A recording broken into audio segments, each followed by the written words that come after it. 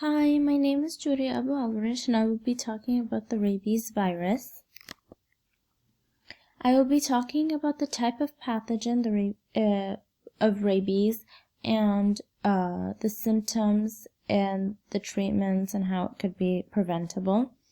Rabies is a virus, and it is an infectious disease that is transmitted from a bite of an animal to people.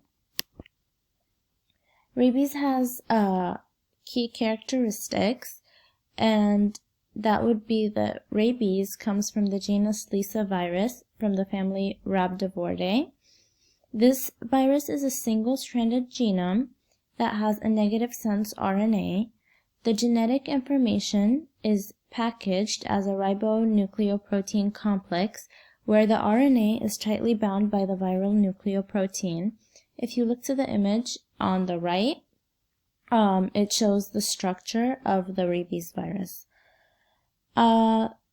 This infection begins first when the rabid animal bites a human being. It reaches the human's muscle tissue, and from there it goes to the peripheral nervous system until it reaches the central nervous system. And the central nervous system is the brain, and that's where it starts affecting the body and showing symptoms.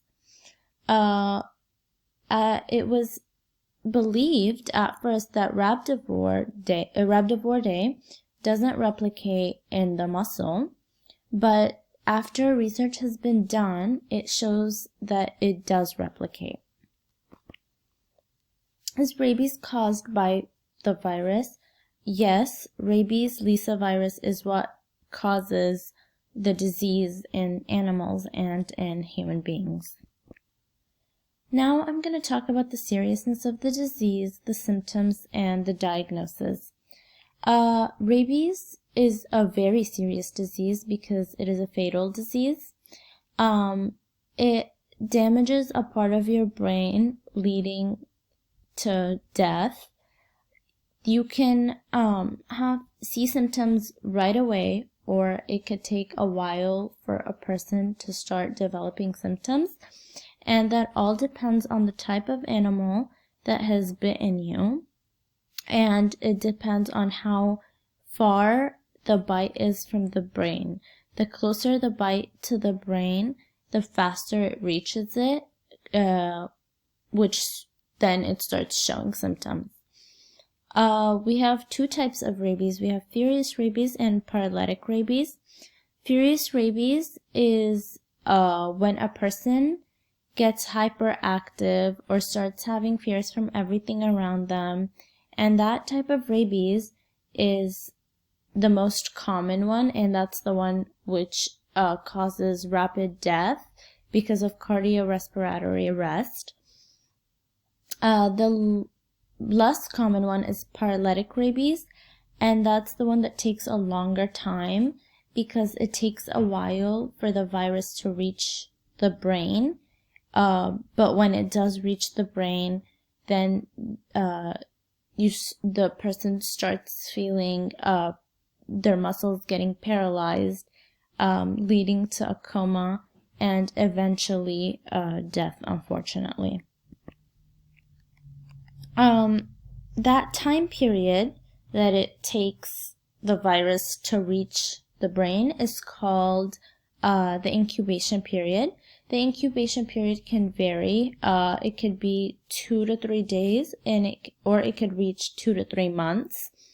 As I said before, depending on how far the bite is from the brain, and also which kind of animal bit you. As for the symptoms start off at first like flu symptoms. People start feeling having a fever or having a headache, and as it starts reaching the brain, hallucinations start, and you start having a hard time to sleep, to focus. Everything is confusing around you, and people become aggressive. not only people but also animals become aggressive, and that's a major way of how they could go and bite people, because the virus controls their brain, and when it does, the animals just become out of control, and they go and they bite people, giving people the virus. This virus may lead to paralysis, but it eventually usually does lead to death most of the time.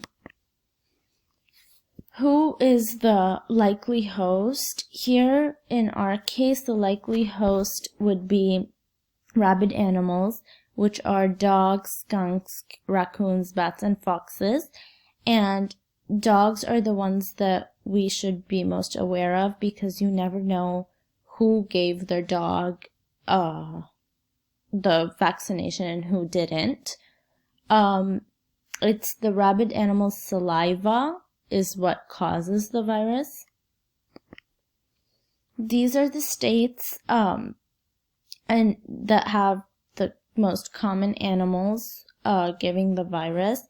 For example, California, Texas, you see that skunks are the animals that are most common giving the rabies virus. If you look at Arizona, it's foxes giving the virus. And then if you look at the right side of the map, New York and Florida, they have raccoons, which are giving the virus.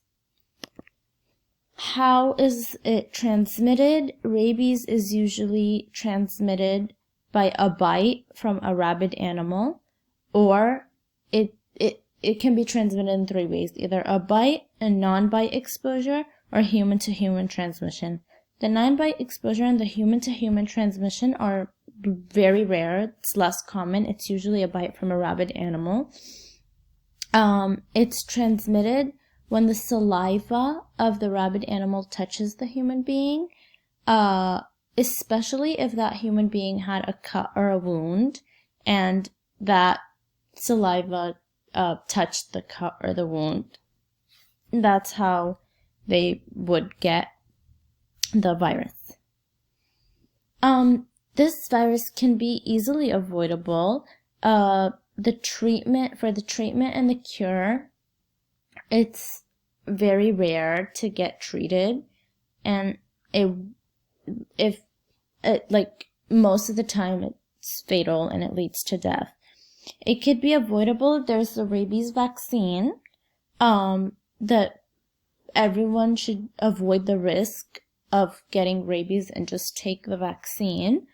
But if you didn't take the vaccine and a rabid animal bit you, you should, as soon as possible, go to a hospital and get a vaccine to try and stop the virus from reaching your brain. Because if it goes through your body and it reaches your brain, then that is fatal. Rarely is when someone gets treated from it. It's very rare. But if it works, where you are able to stop it from the beginning by taking that that injection in time, you need for the next 2 weeks to take 4 other injections to try and prevent the vaccination, the disease from spreading in your body. But the easiest way would be to take the vaccination and just avoid it.